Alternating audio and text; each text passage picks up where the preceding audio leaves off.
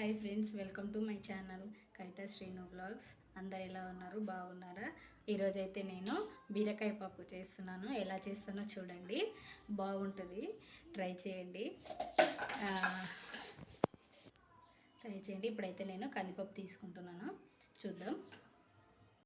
ఇప్పుడైతే ఒక గ్లాసు కందిపప్పు తీసుకున్నాను. అలాగే వెల్లుల్లిపాయ, మెయిన్ బీరకాయ, ఉల్లిపాయ, 2 టమాటాలు, చింతపండు తగినంత కడిగేసి పెట్టుకున్నాను అనమాట. ఇప్పుడైతే వీటిని కట్ చేసుకుందాం. అలాగే పప్పు కూడా కడిగి పెట్టుకుందాం. ఒక గ్లాస్ తీసుకున్నాను. ఇప్పుడు వీటిని అన్నిటిని కట్ చేసుకొని కందిపప్పు కడిగేసి పెట్టుకుందాం. ఇప్పుడైతే నేను ఇవన్నీ కట్ చేసుకున్నాను అనమాట. బీరకాయ కట్ చేసుకున్నాను. ఇప్పుడు అన్నీ ఇట్లా పప్పు కూడా కడిగేసి పెట్టుకున్నాను. అన్నీ దీంట్లో యాడ్ చేసాం. అయితే బీరకాయ కొన్నిసార్లు చేదు కూడా వస్తాయండి, కొన్ని బీరకాయలు మార్కెట్లలో.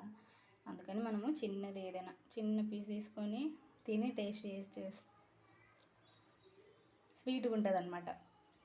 మంచిదైతే స్వీట్గా ఉంటుంది, కొన్ని అయితే చేదు వస్తాయి కదా, అందుకని. అలాగే వెల్లుల్లిపాయ కూడా నేను ఎక్కువనే తీసుకుంటాను, మంచిది కదా. వేసుకుందాం ఇప్పుడైతే అన్నీ దీంట్లో వేసేసుకుందాం. బాగుంది కదా కలర్ఫుల్గా అంతా. ఇప్పుడైతే కారం యాడ్ చేసుకుందాం. కారం తగినంత చాలు. అలాగే పసుపు,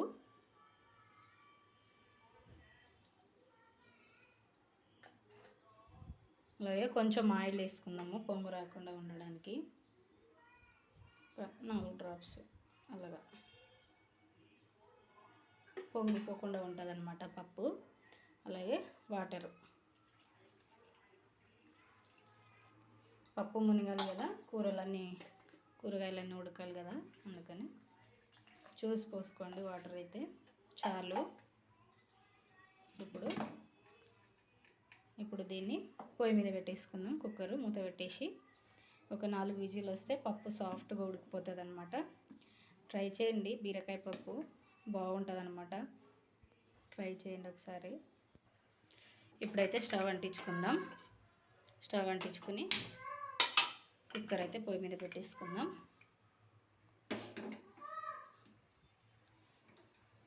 హై ఫ్లేమ్లో పెట్టుకొని 4 విజిల్ వచ్చే వరకు ఉడికించుకుందాం. పప్పు అయితే ఉడికిపోయింది మెత్తగా. ఇప్పుడైతే దీన్ని మెదిపేసుకుందాము. కొంచెం రాళ్ళు వేసుకుని మెదిపి పెట్టేసుకుందాము.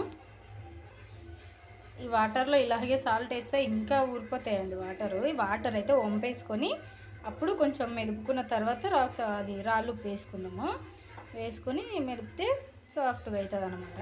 ఇలాగ వేసామనుకో ఇంకా నీళ్ళు ఊరిపోతుంది అనమాట. స్టవ్ అయితే అంటించేసాను. ఇప్పుడు పోపు పెట్టేసుకుందాం. ఆయిల్ వేసుకుందాం.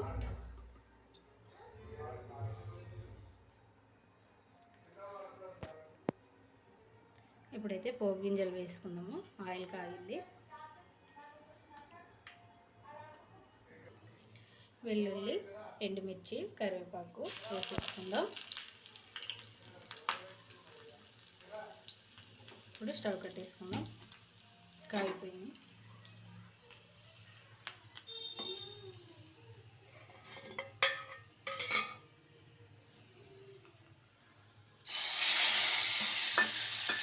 మూత పెట్టేసుకుందాం. వెంటనే దాని ఫ్లేవర్ అంతా పప్పు పట్టిస్తుంది అనమాట.